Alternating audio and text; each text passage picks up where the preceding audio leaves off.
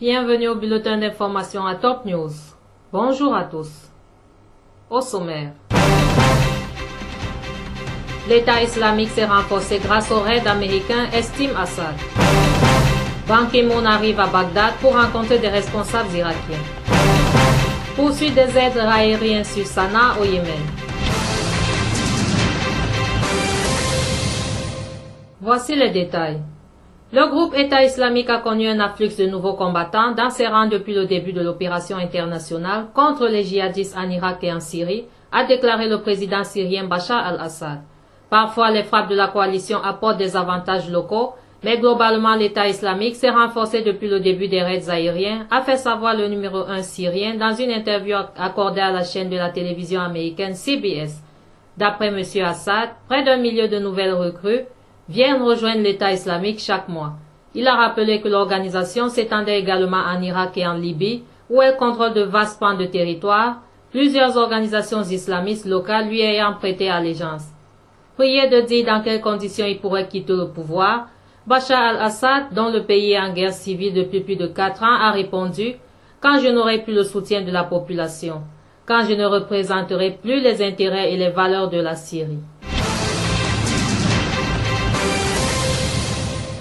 Le sénateur américain Richard Black a estimé que la Syrie, qui a combattu victorieusement le terrorisme, se dirige vers la victoire, l'assimilant au centre de gravité et point de la confrontation entre le monde civilisé et les extrémistes. Mettant en garde contre les appels à renverser les autorités syriennes, ce sénateur américain a assuré que la destination du terrorisme sera ensuite la Jordanie, le Liban et l'Europe.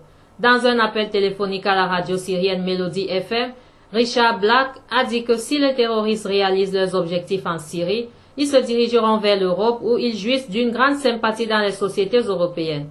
Les forces syriennes ont réussi à éloigner les groupes terroristes et leurs victoires sont claires sur tous les points. Expliquant les raisons de l'afflux de miliciens de l'étranger vers la Syrie, ce responsable américain a indiqué que ceux qui planifient la destruction de la Syrie cherchent à compenser le manque de combattants parce que le peuple syrien ne sympathise pas avec eux. Aucun peuple au monde ne peut soutenir des groupes terroristes au détriment de ses autorités civiles, a-t-il dit. Le secrétaire général des Nations Unies, Ban Ki-moon, est arrivé lundi à Bagdad pour des rencontres avec des officiels irakiens, dont le premier ministre Haïdar al-Abadi a annoncé à l'ONU. M. Ban, arrivé de Sharm el-Sheikh en Égypte, où s'est tenu durant le week-end le sommet annuel de la Ligue arabe, doit aussi s'entretenir avec le président Fouad Massoum, le président du Parlement Salim al-Joubouri et le chef de la diplomatie Ibrahim Jafari. Cette visite intervient alors que le pays tente de repousser, notamment avec une offensive sur la ville de Tikrit, les djihadistes du groupe État islamique qui se sont emparés de pans entiers du territoire. Sanaa, la capitale du Yémen, a été de nouveau la cible de frappes aériennes dans la nuit de dimanche à lundi au 5e jour de l'offensive lancée par l'Arabie saoudite.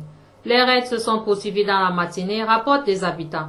L'un des deux a indiqué que les raids semblaient viser principalement les alentours du quartier diplomatique de Sanaa.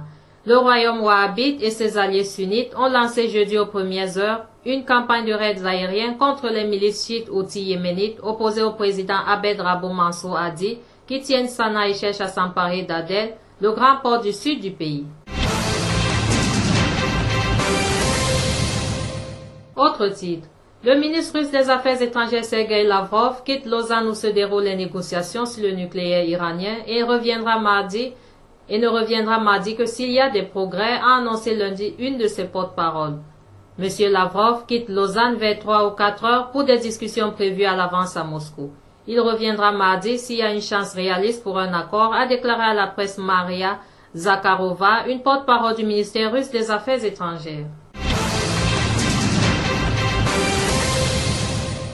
Enfin, un tribunal de Jérusalem a déclaré lundi l'ancien premier ministre israélien Ehud Olmert coupable de corruption pour avoir reçu de la part de l'homme d'affaires américain Maurice Talansky des enveloppes contenant des dizaines de milliers de dollars. La condamnation de M. Olmert pour fraude, abus de confiance et corruption devrait être annoncée le 5 mai, ont précisé les médias. Ses avocats ont dit aux médias israéliens qu'ils envisageaient de faire appel de cette condamnation devant la Cour suprême.